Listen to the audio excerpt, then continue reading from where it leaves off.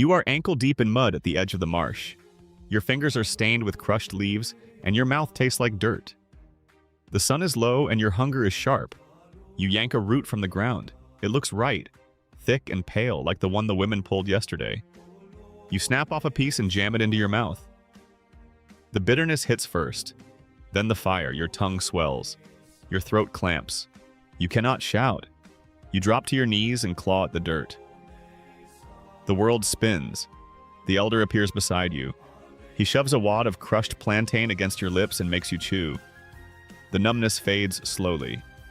You cough and spit. He does not hit you. He just stares. Then he takes your wrist and pulls you back to the dry ground near the fire. He sits across from you. His face is lined with years and patience. He picks up a stick and draws a circle in the ash. He begins to chant. It is not a song, not exactly. It is a story with a pulse. He calls the water hemlock, the plant that spits back. He tells you about a trickster who wore the face of a friend. You hear how the plant tricks foragers by hiding its true self beneath the soil. The chant describes the leaves, finely divided like lace. The stem, purple streaked. The smell, sharp like a mouse nest. The root, hollow, not solid. The trickster puts poison in the root and sends you sleep without waking. You close your eyes and the chant paints the pictures in your mind. Every detail is sewn into the rhythm of the words. The trickster's laugh, the hollow stem, the purple streaks. You hear the story 3 times. The elder taps his palm against his thigh on each key warning. The tap becomes part of the memory, the plant that spits back. You will never forget that tapping rhythm when you see a pale root again. The elder stops chanting. He looks at you. He does not ask if you understand. He simply says, "Now you tell it back to me." And you start to speak the story of the trickster. You fumble on the second verse. He waits. You try again. The words settle into your bones. The knowledge is no longer in his head alone. It is in your mouth, in your hands, in the tapping beat you feel in your chest. You look at the root you dropped by the marsh. It looks harmless, but now you recognize the hollow stem. You know the purple streaks, you know the trickster's face, and you know that the chant will live in you until you pass it to the next hands that reach for the wrong root. The fire pops and the smoke curls low under the overhang. You sit with the others, your legs tucked beneath you, the cold earth pressing through the hide. The elder cracks a leg bone with a stone. The snap is sharp. He picks out the marrow with a sliver of antler and eats it slowly. Everyone watches him. The silence is full of waiting. He begins without introduction. The giant aurochs and the 2 thieves. You lean in. The story unfolds like a trail in tall grass. The aurochs is huge, with horns that curve like the moon in flood. 2 thieves try to follow it. One is clever but lazy. One is foolish but brave. They argue about which way the aurochs has gone. The clever one looks at the droppings. He sees which side is greener, which side is drier. He knows the animal passed through at dawn, heading away from the sun. The foolish one thinks the droppings are just dirt. The elder pauses. He picks up a coal from the fire and draws a rough shape in the ash. He says the aurochs always flees uphill when startled. Why? Because downhill it stumbles. Because the wind carries the scent of danger uphill. You see the hillside in your mind. You see the beast's hooves digging into the slope. He continues. The thieves split up. The foolish one runs downhill and loses the trail in a stream. The clever one stays high, reading the broken twigs, the turned stones, the bent grass. He finds the aurochs at a salt lick, but he does not attack. He waits. He watches the animal's ears. One ear flicks forward. That means it heard something. 2 ears pinned back. That means it is about to charge. The elder stops talking.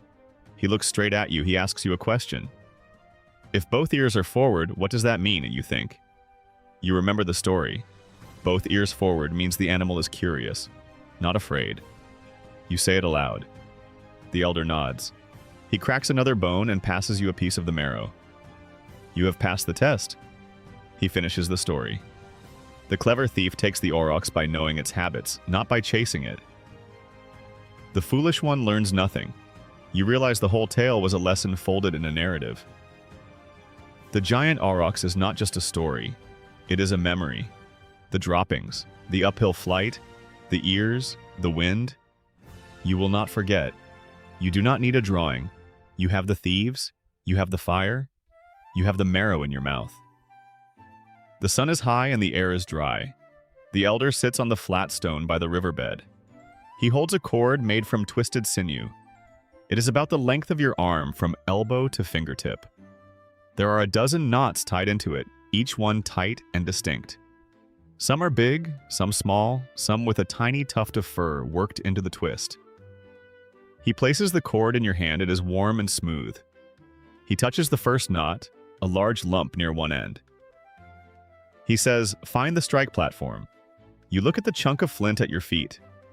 You know the first step in making a blade. You turn the stone in your hands and tilt it until you see the flat surface. That is the platform. You press your thumb to the same knot on the cord. He touches the second knot, smaller, with a tuft. He says, "Strike at a 45-degree angle." You lift the hammerstone. You bring it down. The flint chips. The edge forms. He moves to the third knot. This one is double, 2 knots pressed together. He says, "Trim the bulb." You see the bulge left from the strike. You chip it away with a smaller stone. The blade starts to take shape.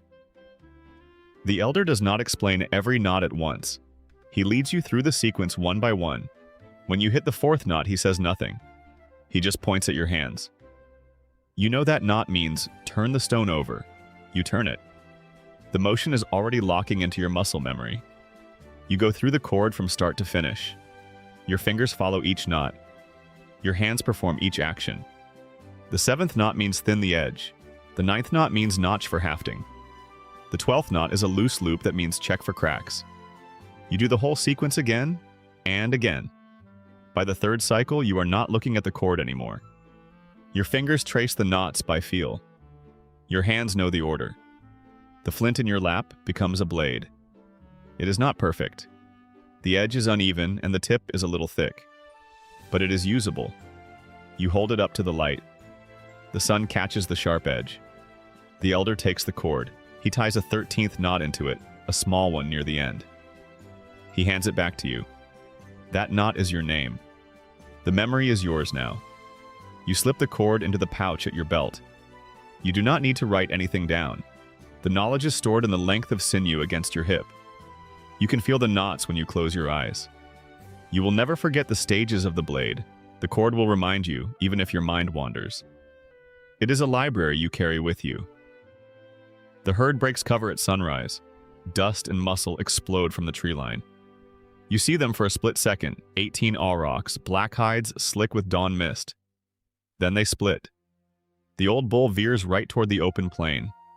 The cows and calves pivot left, straight for the ravine. Your heart hammers. The ravine is a death trap. If they reach it, the hunt is over.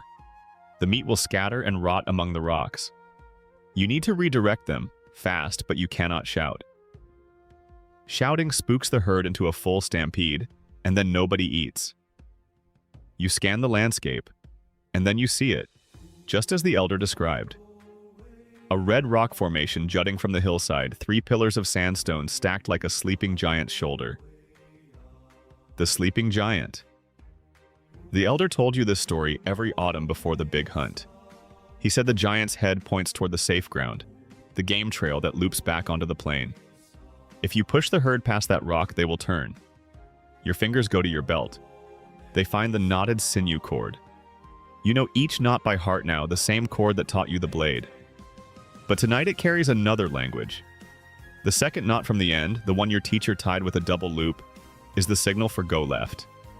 You hold the cord up, letting the morning light catch the knot. You turn your wrist so the group can see. They see. 3 hunters to your left break cover and angle toward the ravine. 2 more sweep right, blocking the open ground. The aurochs hesitate, heads up, nostrils flaring. They sense the trap. You touch the second knot again, pressing it between your thumb and forefinger. A silent command, go left, go past the giant. The hunters respond. They do not shout, they do not wave, they simply shift their weight, one step at a time like water flowing around a stone. The herd catches the movement. The cows lower their heads and veer left, away from the ravine, following the shoulder of the sleeping giant. You watch them stream past the red rock, hooves drumming on dry earth, and then they are on the safe trail, the one that leads to the kill ground. You let out a breath you did not realize you were holding. The cord is still in your hand. You loop it back onto your belt without looking. The knowledge of the story, the memory of the signal, the feel of the knot, they all sit together in the same place now. You do not need to write down the plan. You do not need a map. The story of the sleeping giant is in your bones, and the cord is your voice when you must stay silent. The hunt continues. You move forward with the group, your feet finding the path the elder told you about 100 times. The herd is where you want them. The meat is almost yours. The sun is low when you return to camp. Your arms ache. Your legs are caked with dried mud and blood. But you are walking under a pole of meat, and the children run to meet you. They circle the carcass, asking questions, touching the hide, the horns, the hooves. You let the other hunters do the skinning. You sit by the fire and rest. A child, maybe 7 winters old, wanders away from the group. She crouches near a patch of damp ground where the roots are thick. You see her reach for a pale stalk with white flowers. Your body moves before your mind catches up. You grab her wrist. She looks up, startled. You kneel beside her. You do not scold. You do not explain in a rush. Instead, you begin the chant. The same chant the elder used on you, what feels like a lifetime ago. The plant that spits back. The root that numbs the tongue. The trickster who feeds you sleep. Your voice is low. The child's eyes widen. She knows this is a story. She lets the root drop. White petals, white lies. Do not eat the trickster's prize. You pick up the plant and hold it in your palm. You show her the leaves, the shape of the stem, the way the root forks like a small white tongue. You tell her what happens if you bite it. Your tongue goes thick, your throat closes. The world spins, and then you do not wake up. The child listens. She does not interrupt. When you finish the chant, she is silent for a moment. Then she asks, "What happened to the trickster?" You pause.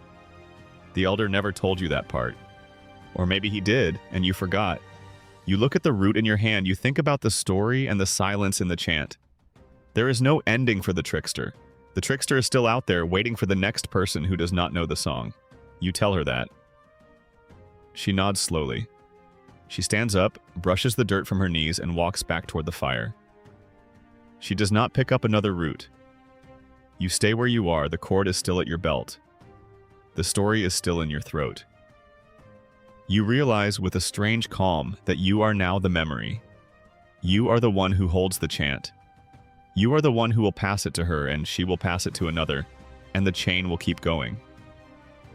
The elder is gone, but the root stays the same. The story does not fade, it lives in your voice. It lives in her ears. It will live in the bones of children not yet born. You did not write a single word. You did not need to. The knowledge is not on parchment. It is in the space between a teacher and a student, passed from hand to hand, from tongue to ear, from one fire to the next.